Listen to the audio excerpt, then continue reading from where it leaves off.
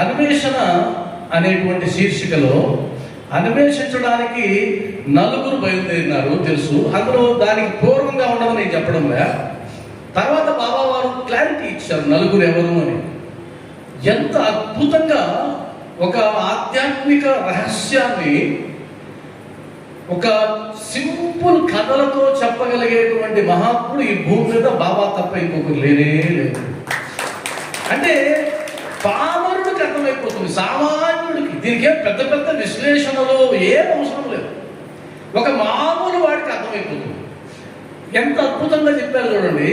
నలుగురు స్నేహితులం మేము నలుగురము వెతకడానికి వెళ్ళాం, అన్వేషించడానికి వెళ్ళాం అడవులలో. ఏం వెతకడానికి వెళ్ళారు? బ్రహ్మము యొక్క నైజం ఎలా ఉంటుందో వెతకడానికి వెళ్ళారు. ఆ నలుగురిలో ఈయనొకడు, ఈయనే పరబ్రహ్మ స్వరూపం. అంటే ఇది నిమిత్తంగా చేసుకుని మాట్లాడేదే, ఇంకేం కాదు. కాబట్టి శ్రీకృష్ణ భగవానుడు అన్నట్టు నాకు ఏ కర్మ చేయాల్సిన అవసరం లేదురా, కానీ లోకుల కోసంగా వారికి ఆదర్శంగా ఉండడం కోసంగా నేను కర్మ చేస్తున్నట్టు నటిస్తాను అంతే. ఇది మనకు అర్థం చేసుకోవాలి. కాబట్టి ఒకడు కర్మఠుడు అని పెట్టాడు సచరిత్రలో. అంటే కర్మ మార్గాన్ని అవలంబించిన వాడు ఒకడు. మరి అదొకటి ఉంది కదా, కర్మ మార్గం ఒకటి ఉంది. నువ్వు చేసేటువంటి కర్మల ద్వారా కూడా భగవంతుని చేరుకోవచ్చు. మరి జ్ఞానం సంగతి అక్కడ పక్కన పెట్టు. మరి కర్మల ద్వారా చేరాలి అంటే కనుక సింపుల్గా చెప్పేశారు. ఏమనంటే నిష్కామ కర్మ చేయాలి. కర్మణ్యేవాధికారస్తే మా ఫలేషు కదాచన మా కర్మ ఫలహేతుర్భూ మాతే సంయోస్వ కర్మని అన్నాడు. కర్మలు చేయి, వాటితో సాంగత్యం పెట్టుకోవద్దు, ప్రతిఫలం ఆశించవద్దు. అలా చేస్తే వెళ్ళొచ్చు, అది కూడా ఒక మంచి మార్గమే. వెళ్ళిన వాళ్ళు కూడా ఉన్నారు.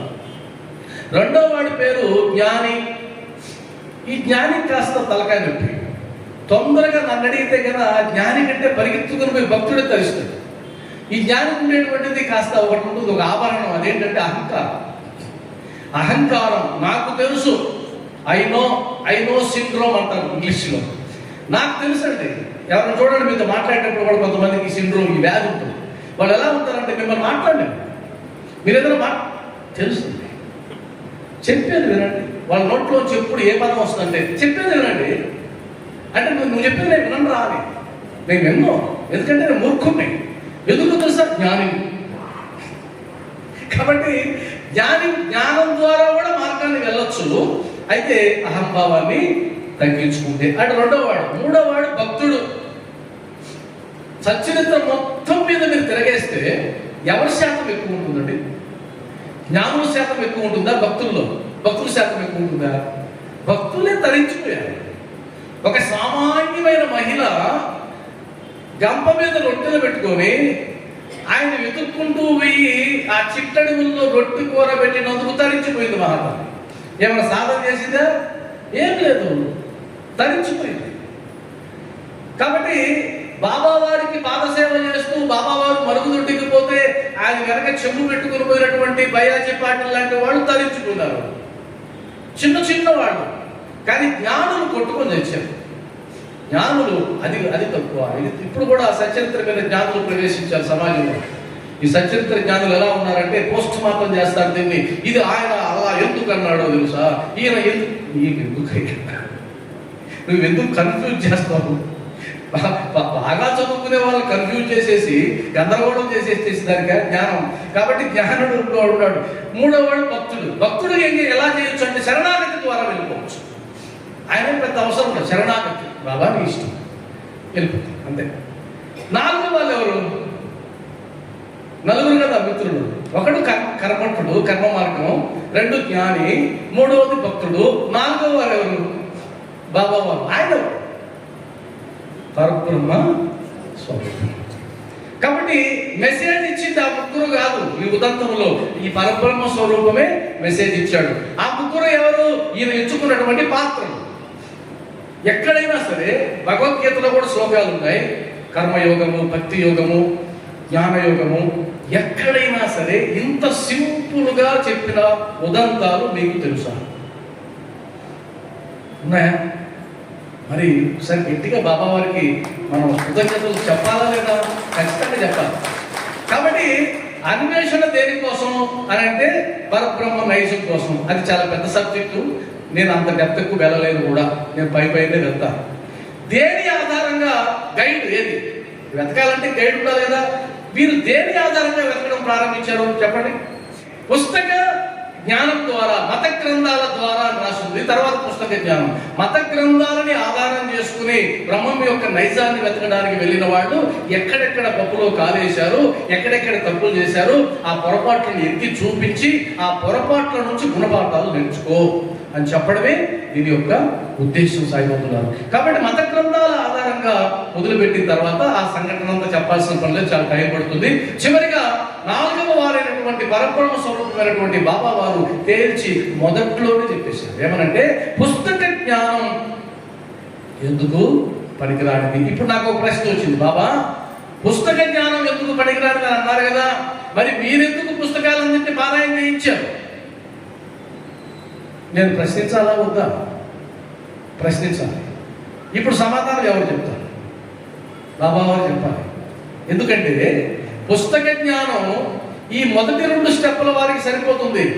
4వ స్టెప్ వారికి పుస్తక జ్ఞానం కాదు, ప్రత్యక్ష జ్ఞానం కావాలి. నువ్వు ప్రత్యక్షంగా భగవంతుణ్ణి నువ్వు తెలుసుకోవాల్సిందే. ఉద్ధరేదాత్మనాత్మ,